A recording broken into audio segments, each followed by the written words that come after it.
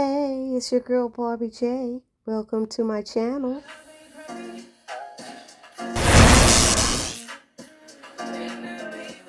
What's up, everybody? It's your girl Barbie J here with the recap and review of Tyler Perry's other comedy drama, Zatima, Season 4, Episode 12, Court of Opinion. And this episode synopsis reads, Fatima accompanies Connie to her custody hearing. Angela questions her entanglement with Charles.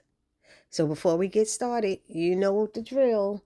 Please do not forget to subscribe to the channel, like the video, give your 2 cents in the comment section, and share the video. Because why? Sharing is caring, and you want to help this sister's channel grow. Thank you. So this episode starts off with Angela having sex with the bodyguard everywhere in her house. The living room, the bathroom, the shower, and then seeing them passed out on the living room floor having so much sex that he overslept the next morning. Meanwhile, we got Fatima and Zach. They in their bedroom trying to have sex around her big old belly. He's talking about, you want some of this morning wood. And she's like, be quiet because Connie's down there. And Connie ended up hearing it because she said, I can hear you. She said, I could put on earphones if you want. Fatima was so pissed. She said, fix it. And I'm thinking that's meaning we can't have somebody on the couch in earshot of us having sex. I told y'all the way they designed that house made no sense anyway. So when they come downstairs, they see Connie done made a hot mess in their kitchen trying to find a way to repay their kindness. And they told her, just sit your butt down and rest. Because Fatima said, you just had a fire in your kitchen trying to cook. What's going on? Zach looked in there and said, what, did the refrigerator throw up down here? She made a hot mess only to give them bowls of cereal and a glass of juice. So then Fatima took this opportunity to ask Connie about those CPS papers. And when she looked at the papers, she found out that Connie actually had an emergency court appearance that morning. So Fatima decided to take a half day off of work so she could go and support Connie. And Zach was like, you're supposed to be resting. But I'm sitting there going, Zach, you the one who asked her to help Connie. So that's what she's doing. Then she told Connie that her and Zach would get her an attorney because she didn't think those court-appointed attorneys would do anything to help Connie. And Zach was shocked, but he thanked her for being so kind. She said, look, she's my friend now too. And Connie was like, you mean that? She said, yes, I mean that. So Fatima said, I better go up in my closet and see if I can find something for you to wear to court. And then that's when Zach said, oh, I got to call the bodyguard. It's 8 o'clock. He ain't here yet.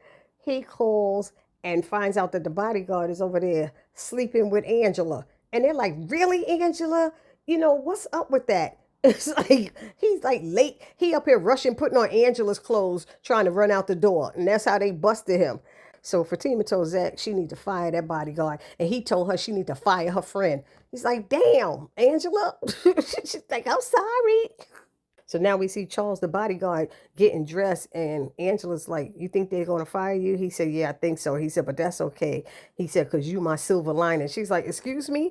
And she was like, I ain't looking for no relationship. He said, you firing me too? She said, firing you? What? Then somebody knocks at the door. He goes to answer the door, and it's Bryce. Bryce up there, who are you? He's like, who are you? And then Bryce acting like he's Angela's man, saying he came to bring her breakfast. And Angela's telling him he should have called first. And he's like, I didn't know you was going to have company. She said, I didn't know I was going to have company. But then she told him, I told you we was over, Bryce. We are done.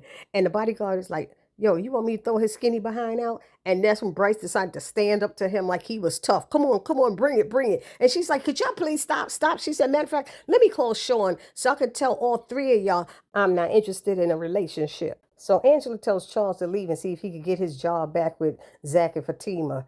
And then Bryce and her are having a conversation, and he's like, who's this dude? And she's like, you don't have the right to ask me that. And then she told him, we are through, and you don't seem to understand that. She said, and every time we try to have any kind of relationship or friendship, you always violate it. He said, that's because I love you, and I want you to be my wife.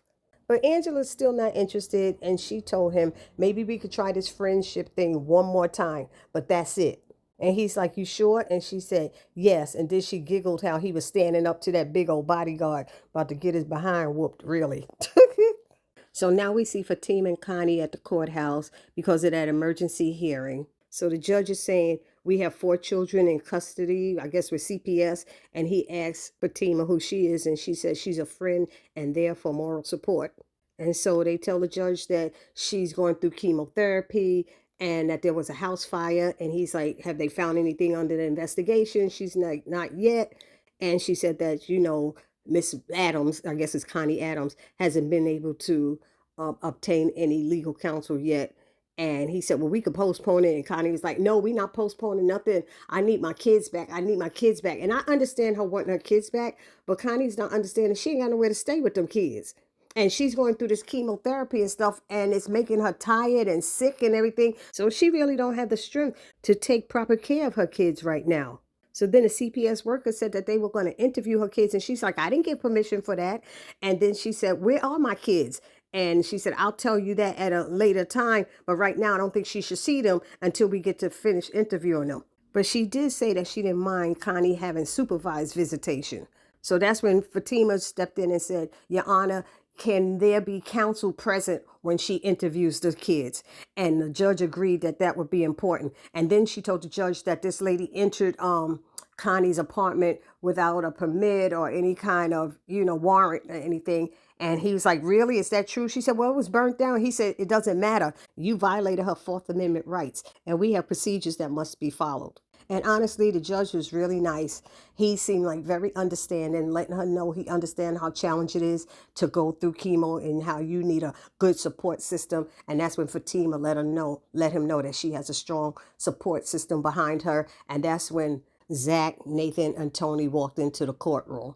And she turned around and saw them, and her heart felt so much better. She was glad that she doesn't have to go through this by herself. So court was adjourned. They were in the back hugging, and Fatima asked Connie what really happened. And Connie admitted that she had fell asleep, and one of the other kids was trying to cook. So she's like, you should have told me. And so she's like, we got to find a way to work through this, But she did find out that Connie had told her caseworker that she was on chemo and stuff, and she tried to ask for help, daycare and after school, but they didn't help her. And then at this point, while they're talking, a police officer comes in and asks who has the black Jeep out there, and it's Tony's. And he's like, I need you to come with me. And they want to know what he's getting arrested for or whatever. And Tony about telling on his daggone self. I swear, he was like, it was an accident. I was trying to make things right. I was at Nate all telling him to shut up. If you did something, be quiet. Nathan was like, shut your mouth. Zach was like, plead the fifth. And then Fatima told him, be quiet and don't say anything. And then she asked the officer, what did he do? Why is he being arrested? And Tony yells, don't say nothing to him. I don't want them to know that I'm a monster. And they were like, what? And it went off like that. So y'all let me know down in the comment section what y'all thought about this episode. I thought it was pretty good, and I can't wait to see next week's episode. So it's your girl, Barbie J, saying I will see you all in the next video. Please do not forget to subscribe, like, comment, and share. Peace.